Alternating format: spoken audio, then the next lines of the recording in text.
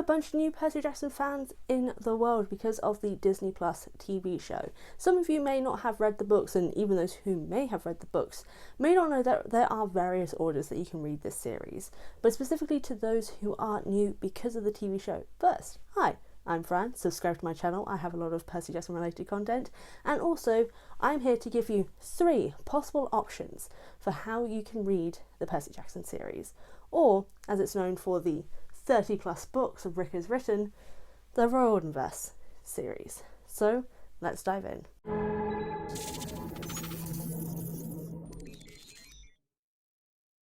Note to initially start, there are various additional content. So what you see here are basically all of the main book series. So we've got Percy Jackson, Heroes of Olympus, Kane Chronicles, Trials of Apollo, Magnus Chase, and can't see it on camera, The Sun and the Star, which is Rick's latest story. But we also have multiple collections of short stories, bonus stories written for World Book Day, and even a breakdown of this, in this case, Greek gods.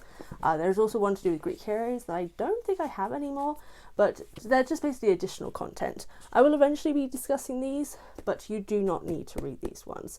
Most of these short stories are just kind of additional content that you can read if you wish to. But for the first one, we're just going to be sticking to the main original series and focusing in a little bit in regards to release order for how you can read this series.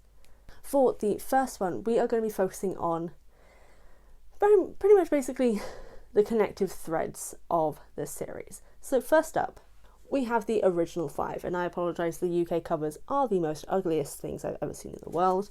Okay, maybe not the most ugly, but like, look, it's just not great. But the original 5 books: Lightning Thief, Sea of Monsters, Titan's Curse, Battle of the Labyrinth, and Last Olympian. This was the original 5 books of the series, which, if we get all 5 seasons, will be what the TV show covers. So this is pretty much usually where you start, or at least it would make sense. Otherwise, if you start somewhere else, you would be a little bit confused. Next up in the connective stories, we have Heroes of Olympus, of which there are 5 books as well. We have Lost Hero, Son of Neptune, Mark of Athena, House of Hades. I do not have my copy with me right now. I am working on it for my podcast, which is linked down below if you want to follow in a specific timeline order as well, which I'll talk about later. And the final book, Blood of Olympus. This follows almost immediately after the events of Percy Jackson and the Olympians, but has more characters to follow. We have a mix of different mythologies, and it's a huge, big, another prophecy adventure. It's not my favourite one, but this is technically the one that follows immediately after Percy Jackson and is more connected to Percy's character and the characters we know from the original series. Following on from Heroes of Olympus, we then have Trials of Apollo, and I apologise, I've got like different versions. These are the UK versions, again, not the best covers in the world, but we have Hidden Oracle. These follow the god Apollo. I won't say too much about it, but basically he's not having a good time. Hidden Oracle, Dark Prophecy, Burning Maze, Tyrant's Tomb, and Tower of Nero. And that is basically the main Percy Chronicles, or Camp Half-Blood Chronicles, I believe this specific line of series is called. We then have ones that are connected in the sense that they are Greek mythology related, but in one case not directly related to Percy Jackson, and in the other adjacent from Percy Jackson. So for the Percy Jackson related theme, we have the Magnus Chase series, which follows Norse mythology, and you may recognise from the last name, Magnus is Annabeth's cousin. So we have the Sword of Summer, Hammer of Thor, and Ship of the Dead. And this is connected because Annabeth does feature, and so does Percy at one point as well, but it is still kind of its own series, even though we do have a connective thread to Percy and Annabeth from the original series. The ones that in their main series do not have a connection to Percy and Annabeth, or the Percy Jackson Chronicles in general, is the Kane Chronicles series, where we have Red Pyramid, Throne of Fire, and the Serpent Shadow. These are probably one of my favourite ones. The Kane Chronicles, I think, are deeply underrated, mainly because of the fact that, like I said, these are not remotely connected to Percy. He does not appear in these. There are like references to Percy Jackson, but that is pretty much it. The only time they feature is in a crossover book called Demigods and Magicians, which again is part of the supplementary material, but I do recommend it because if it's going to get you to read Kane Chronicles, read these and then read the Percy, Annabeth and Carter and Sadie Kane crossover. This is a sibling story to do with Egyptian mythology. There's magic, there's mayhem. I love it so much. Please read it. But yes, this is usually the order people go in. They read the main stuff to do with Percy, which is Percy Jackson and the Olympians, Heroes of Olympus, Trials of Apollo. The Magnus Chase usually comes after because there is connection to Annabeth and Percy, and most people forget about Kane Chronicles, which is getting a Netflix adaptation, by the way. They're getting 3 films. There's not been much update since because films take a lot longer to do, but they are getting adaptations as well. So yeah, if you want to read dual perspective with siblings, some of it set in London, some of it set in Brooklyn, check out Kane Chronicles. The other way that you can read these series is for number 2, release order. Now this seems like it would be similar to how the first one went, but it does go slightly differently. So of course we do have the usual thing of the first series being the ones that you read first, because of course this is the first lot that comes out. This is the original series: Lightning Thief, Sea of Monsters, Titan's Curse, Battle of the Labyrinth, Last Olympian. That is what you read first because these were how they were released in order. Then we technically have Kane Chronicles up first because Rick was doing this thing where he does it also with the Magnus Chase and Trials of Apollo series, where he is releasing one book from one series and another book from another.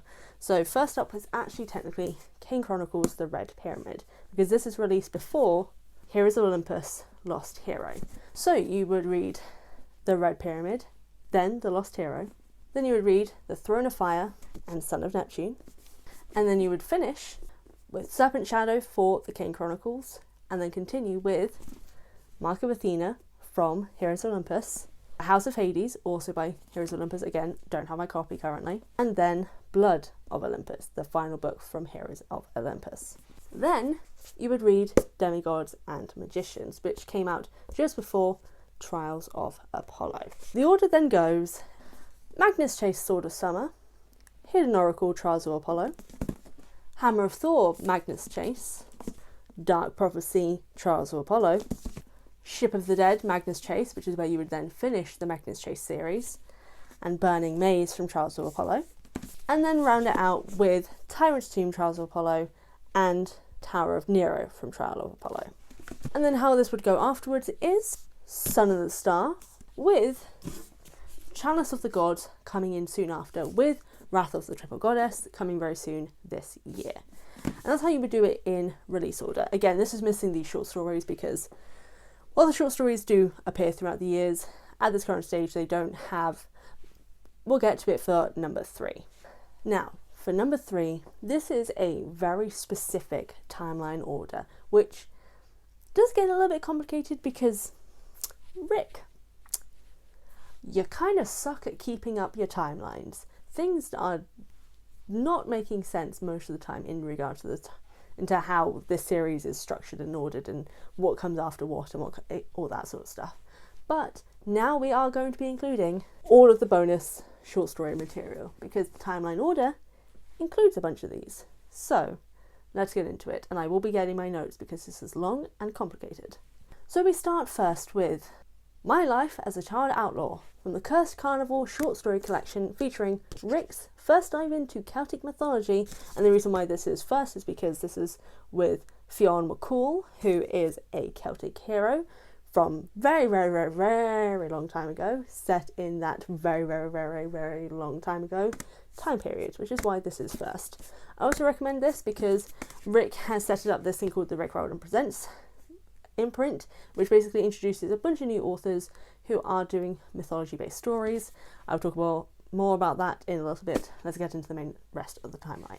We then go into Demigod Diaries, the first of the collections, to read Luke Castellan's diary, which is set when he is with Talia before they found Annabeth, and an adventure that happens to them that kind of sets up everything that happens in this series. Then we go officially into the main 3 book. So we have Lightning Thief, Sea of Monsters, and Titan's Curse for the Order. We then go to the Demigod Files with The Stolen Chariot, which is a story that focuses around Clarice LaRue and Percy.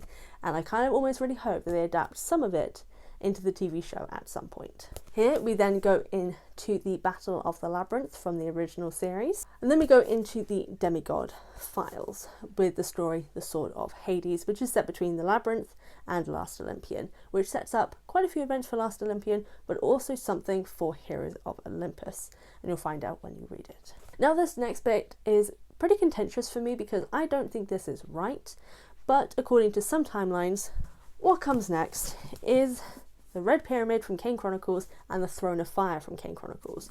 I disagree, so I'm going to give two versions. So, after Sword of Hades, you could have Red Pyramid and Throne of Fire, or you can continue with the Demigod Files of the story of Percy Jackson and the Bronze Dragon, because this also sets up events for Heroes of Olympus.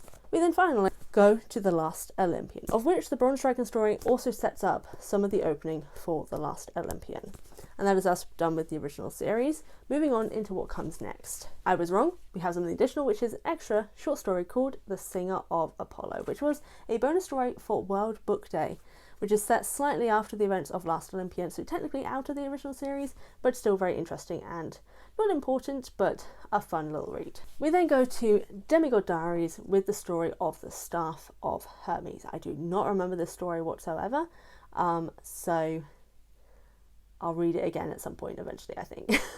And again, for the contentious thing, this would then be where Serpent's shadow comes in some timelines. Again, I disagree, because what I think actually happens is we go to the Lost Hero. So we start with our Heroes of Olympus series. But immediately after finishing Lost Hero, which finishes just around Christmas time, we start with the Red Pyramid, which is happening around Christmas time and the days leading up and after it. Then we go to the Demigod Diaries with Leo Valdez and the Quest for Buford, which comes immediately after Red Pyramid. And then, almost immediately after that, we then go into the Throne of Fire. And that is my contentious thing again. Some people think it's during Last Olympian era. I think it's after. We are back with Demigod Diaries in Son of Magic, which I believe, if I check this out, was a story written by Rick's child. Yes, by Haley Riordan. So some people may not fully count it because it's not written by Rick, but I personally think it works because it's set within the world of the Riordanverse. So I think it counts, but if you want to skip it because Rick didn't write it, fair enough. We then go into Son of Neptune. From here we go into another collection, which is Percy Jackson and the Greek Gods, which is just Percy breaking down the stories to do with the Greek gods. We then have Mark of Athena, House of Hades, which again I don't have because I I don't have my copy, and Blood of Olympus, meaning we've then finished Heroes of Olympus. We then head over to the Serpent Shadow, followed by Demigods and Magicians. And the reason why I think this is the case, because what happens in Serpent Shadow is reflected in what happens in Demigods and Magicians. So this is kind of why I think these happen around this time, but it's fine if people disagree. I will link where they have the wiki page for this timeline down below, so if you want to follow that specifically instead of my version of it, fair enough.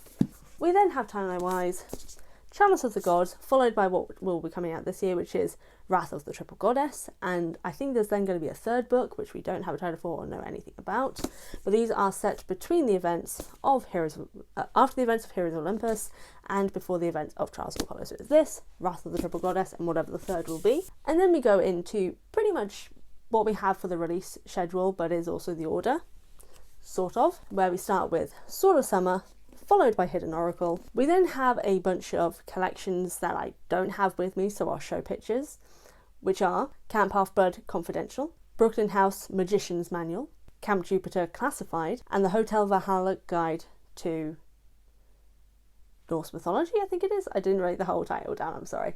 And those are just guides. So I think some of them may have some stories in, but it's just additional things. So those you can kind of skip, because I don't think they actually have anything plot based. And then continue with what actually is plot related, we have, interestingly coming in first, Dark Prophecy from Trials of Apollo, then Hammer of Thor from Magnus Chase, followed by 2 Trials of Apollo books, Burning Maze and Tyrant's Tomb, with then the final Magnus Chase book, Ship of the Dead, followed by the last Trials of Apollo book, Tower of Nero. Then, coming in after that, why are you still here? We have The Sun and the Star. We then get like a bonus story, which I admit I haven't actually read yet, but I need to. And it is called 9 from the 9 Worlds, which is connected to Magnus Chase. I don't really know why it's here or why it's at the end, but I'm quite intrigued. But yes, this is apparently the last of the timeline so far. It's not going to progress beyond this. Rick is going to keep Percy at 17 years old forever. But yes, that is the timeline for the specific world-based timeline, which is a little bit iffy sometimes. But yes, these are the 3 different ways that you can read the Riordanverse series.